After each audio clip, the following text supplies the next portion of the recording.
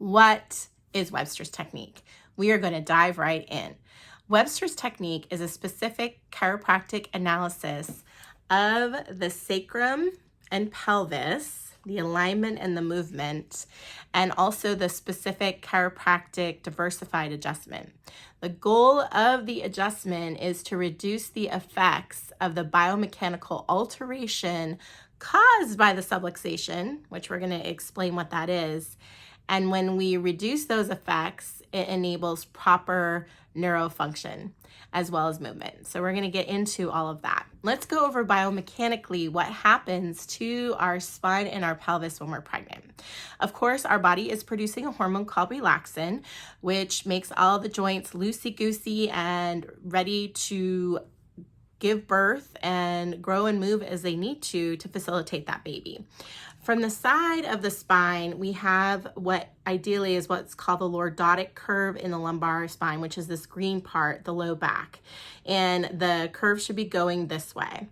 What happens when we're growing a baby in the front here is that it puts an increased pressure on this lumbar lordosis and increases it, which can cause compression on these nerves that exit. And it's important to know these nerves exit on both sides and they control everything in the body, to include going to the uterine muscles. So when we have a misalignment of the pelvis or the sacrum, what that means is that these bones, I'm going to get a different model here for you. These bones can move and get stuck out of place. So what happens is the sacrum can go this way, it can go that way, it can go this way, it can go this way. These iliums can go up and down, in and out. So there's lots of different things that can happen in this area right here. There's also muscles and ligaments that attach to these bony structures.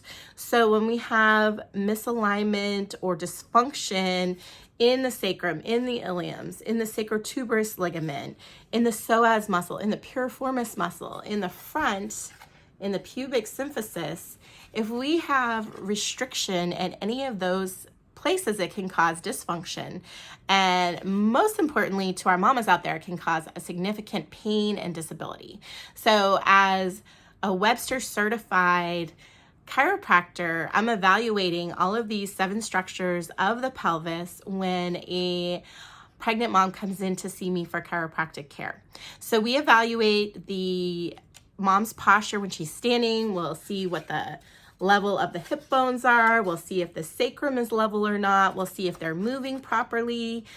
When the mom goes face down, we have these awesome special pregnancy pillows they can lay on that is safe for the baby. We also evaluate what's going on with the sacrum and the pelvis in that position.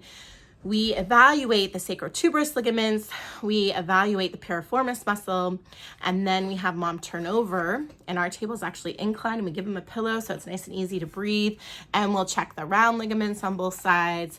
We'll check the pubic bone, because oftentimes one side of the pubic bone will be raised up over the other, or the top here, one side will be raised up over the other, which can cause the pubic symphysis dysfunction.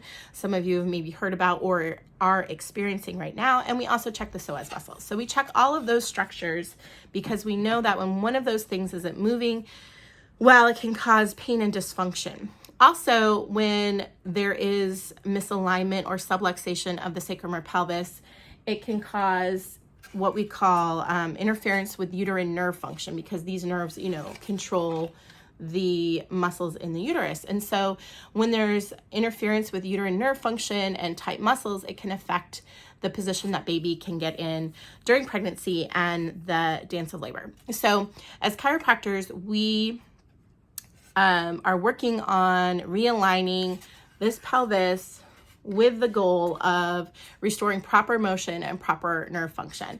At no time are we trying to reposition the fetus, but we do notice a lot of our moms tell us when they are adjusted that it will oftentimes, they'll notice that if their baby was in a transverse or breech position, baby will oftentimes get in a more optimal head down position because things are moving the way they should. Baby will oftentimes have more room, because if there is a big misalignment in the pelvis or restriction, baby sometimes can't move around to get into that optimal head down position.